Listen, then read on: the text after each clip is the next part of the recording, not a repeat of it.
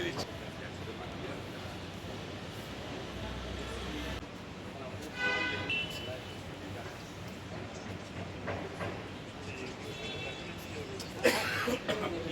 के लिए सुविख्यात पिछले 25 वर्षों से ज़्यादा भी जिनका कार्यकाल रहा है, वैसी संस्थाओं को हम लोग उत्कृष्ट सेवा सम्मान से सम्मानित करेंगे। साथ ही एक बेहतर कवि सम्मेलन का आयोजन भी उस दिन रखा गया है। मुख्यतः उद्देश्य यही है कि अपनी संस्था के द्वारा किए जा रहे वाले कार्य को समाज के सामने रखना और समाज के द्वारा जो उत्कृष्ट कार्य किए जा रहे हैं उनको रेखांकित करते हुए उनको सम्मान करना। हमारी संस्था के स्थापना के तुरंत बाद से संस्था द्वारा फ्री लीगल एडवाइजरी सर्विसेज का कार्यक्रम पिछले लगातार 8-9 महीनों से लगातार हर रविवार को 11 से 1 बजे तक ढांडिनिया हाउस में कलकत्ता हाईकोर्ट के सुविख्यात एडवोकेट एवं कलकत्ता हाईकोर्ट बार एसोसिएशन के अध्यक्ष द्वितीय बार निर्वाचित हमारे समाज बंधु अशोक जी ढांडिनिया के नेतृत्व में ये कार्यक्रम चल रहा है। इस कार्यक्रम के द्वारा हमारी संस्था की पहचान हर जगह तक हम लोग पहुंच पाए हैं और संस्था द्वारा पिछले 8-9 महीनों से लगातार अथक प्रयास करते हुए अदालतों में विचाराधीन मामले तथा हमारे समाज की समस्याएं को अदालतों के बाहर दोनों पक्ष को बुलाकर सुलह के द्वारा उनका समाधान प्रदान। Interpreter and chairman of the Hanseatic India Forum Germany is associated with Sabuj Sangh since 2009, just at the appointment of the devastating Aina cyclone.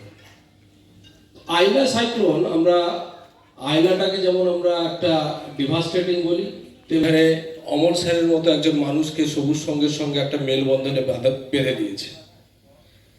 His initiatives invites with this passionate involvement, and this year this is a really my Sagar Euro Bakery.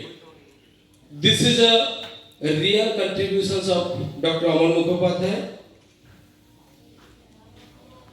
him on our organization's Golden Jubilee celebrations. Thank you.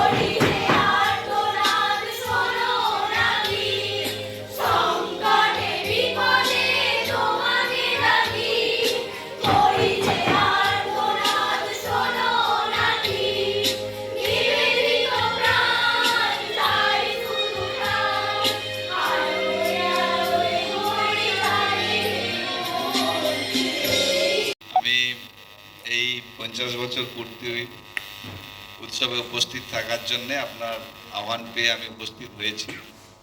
বিষয়টা হচ্ছে যে আমি পঞ্চায়েতে দীর্ঘদিন আছি ঠিকই, কিন্তু আমি প্রথম থেকে আমার শুরু হয়েছিল একটা এনজিও থেকে, একটা ক্লাব থেকে, প্রগতি সংঘ ক্লাবে।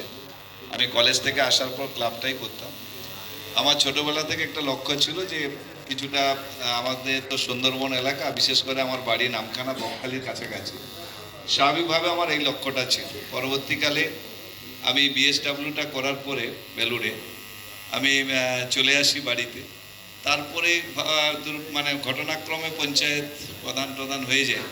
কিন্তু আমি যেটা বলার চেষ্টা করছি, এখানে উপস্থিত হয়ে আমার কিছু অভিজ্ঞতা বাড়ল যে একটা এনজিও তার যদি লক্ষ্য এবং উদ্দেশ্য সঠিক থাকে সে কতটা দূরে যেতে পারে। আমি যদি এখানে উপস্থিত না থাকতাম, এতটা আমার হয়তো উপলব্ধি হতো না। আমি দাদার সঙ্গে দীর্ঘদিন যুক্ত আছি, অংশুমান দার সঙ্গে।